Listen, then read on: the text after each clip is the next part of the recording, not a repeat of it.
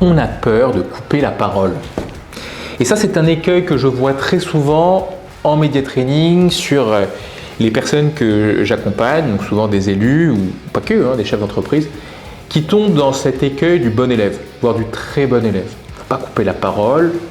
Moi, j'écoute jusqu'au bout et donc on va m'écouter jusqu'au bout. Eh ben non, très souvent, je suis le seul à jouer le jeu de l'écoute active jusqu'au bout.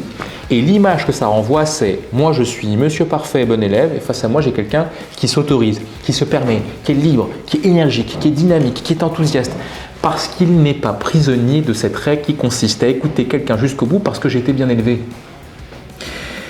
Moi, je vous demande non pas de ne pas couper la parole. Couper la parole, ce n'est pas le sujet, ce n'est pas la préoccupation qu'on a, vous savez, quand on est en média. En média, votre objectif, c'est de faire passer votre message. Et parfois, le fait de couper la parole volontairement peut participer à l'image que vous renvoyez. Je peux prendre plein d'exemples. Prenons un Emmanuel Macron que l'on voit souvent en média et qui a tendance à être très verbeux. Donc à couper la parole et à ne pas spécialement laisser ses interlocuteurs s'exprimer. Pourquoi le fait-il? Est-ce qu'il a mis de côté les règles de bonne conduite? Est-ce qu'il ne les connaît pas? Bien sûr qu'il les connaît. Mais l'image que cela renvoie, que de couper la parole, que d'être dynamique, que d'être parfois un peu prolixe et donc de dire beaucoup de choses, c'est celle de quelqu'un d'énergique, de dynamique, qui agit. Donc c'est fait volontairement. Et je vous invite à réfléchir à quelle image je veux donner, le micro, et à partir de cette image, à décider si oui ou non vous devez dans cette situation couper la parole ou pas. Et puis au fond, si couper la parole vous dérange, rappelez-vous qu'il y a plusieurs façons de voir les choses. Soit je coupe la parole, effectivement, mince, je fais quelque chose qui ne se fait pas. Soit j'ajoute un élément important. Soit je donne de la valeur encore plus à mon public qui en a besoin. Donc soit je coupe la parole et je suis impoli, soit j'ajoute de la valeur et dans ce cas-là, je suis très poli. Tout est une question de perspective, tout est une question de règles que l'on a apprises et que l'on a retenues et intégrées.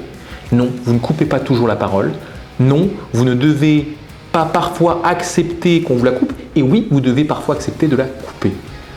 Parce qu'en coupant la parole, vous vous affirmez, vous dites ce que vous pensez et cela peut participer à votre message.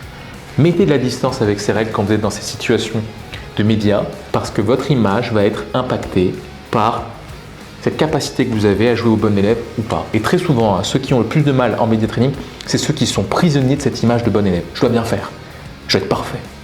Eh ben non, soyez pas parfait, soyez complet. On en a parlé dans les vidéos précédentes. Donc je compte sur vous, acceptez l'idée de vous affirmer, voire peut-être dans certains cas de vous imposer et de ne pas jouer à Monsieur Parfait.